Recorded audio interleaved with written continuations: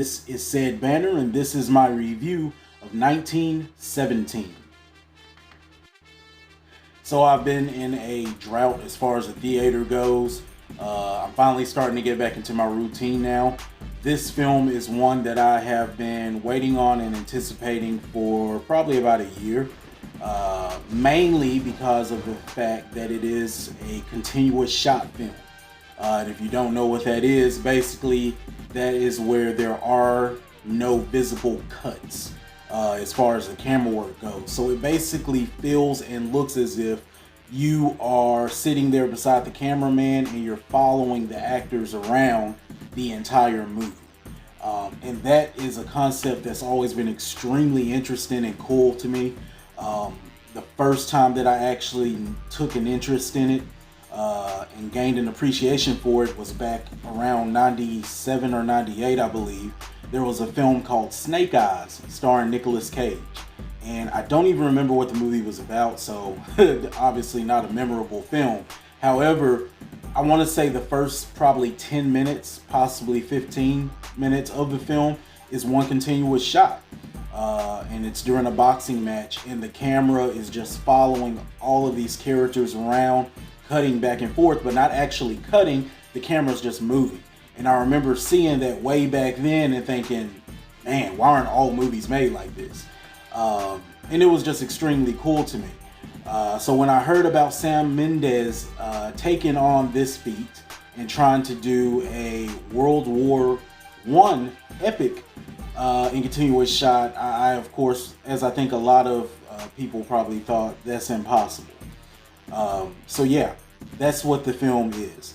As far as the plot goes, it's extremely simple. The plot is in 1917 in April in France during World War I, and it follows two soldiers. I believe you call them corporals. I've never been in the army, but two soldiers in the British Army, and they are given a seemingly impossible feat to travel into German territory, enemy territory, to relay information to a captain to let him know to cancel an attack because the Germans have set a trap. That's the plot of the entire film. I believe the film is about 2 hours. It may have been a little bit more. But that's the entire plot. So hearing that this is a continuous shot film and hearing that plot sounds even more impossible. What I love about this, and I believe all war films should be this way, Saving Private Ryan, of course, gets a lot of credit for being, this one of the best war films ever made. I enjoyed it. However, when you have this star-studded cast, to me, and it's just a personal thing, but to me, it kind of takes me out of it because you're having this period piece, but I clearly don't feel like I'm in that period because I have Tom Hanks and three other, A-list actors constantly on the screen. I know it's them. So I think it's smart. I think it is clever to use, it's probably not right to call them no-name, but, no-name actors. They're not A-list yet. They're not that known. And that's basically what's done here. They do a great job. A lot of emotional scenes here. I felt like they killed all of those. It felt very genuine.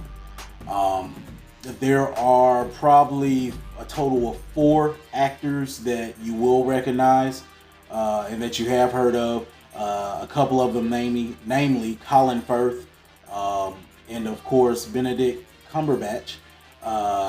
You may actually have trouble recognizing them when they come up on screen. However, they do a good job. But I love that when they are on screen, they're not there long.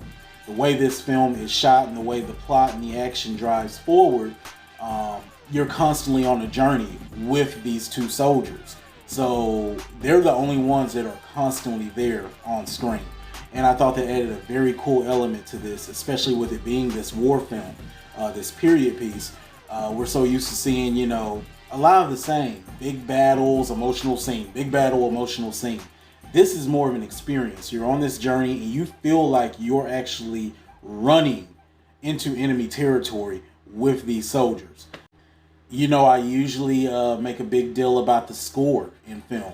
And I honestly don't even remember a lot of music, a lot of composition in this film, and I don't think it was necessary.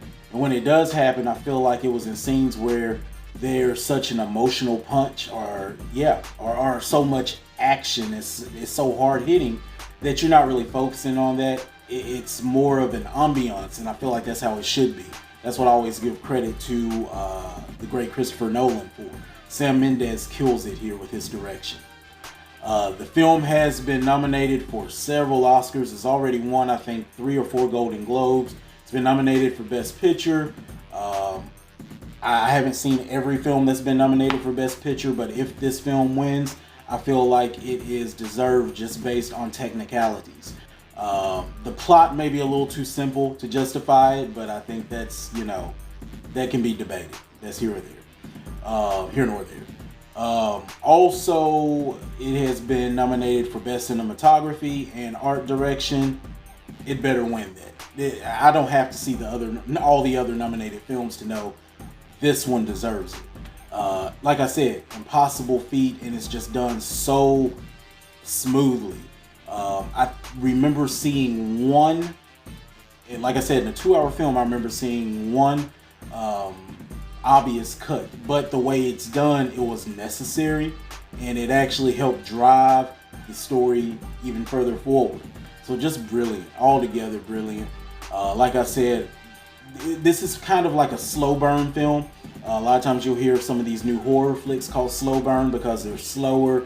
It's not just in your face the entire movie, but it starts off kind of slow and builds and builds and builds. But it's necessary because, once again, you're on a journey with these soldiers, so you have to establish who they are, what they're doing, what their motivation is. And as the film goes on, it gets more tense. And then once the emotional scenes hit, it hits hard. It hits hard, and it really makes you appreciate even more those who, gave their lives and risked their lives to fight for our freedoms here in this country. I really gained even more appreciation for everyone who's ever been willing to put their lives on the line in that way. The film is worth watching just for that. With everything going on in the world now, it's nice to experience something that allows you to appreciate some things about where we are right now. You have to see this. You have to see this and really just appreciate the extreme care that was put into creating this. My rating for 1917 is simple. It's brilliant. It's brilliant. Just based on how the film is shot, but it's also able to take such a simple plot and pack a huge punch with it. So that's all I'm going to say about it. Definitely recommend it to anybody. I have no cons with this film.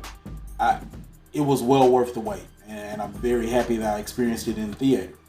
So that concludes this review of 1917. My next review will be over this weekend for another highly anticipated film. Very excited to see it, Bad Boys 2. So until next time,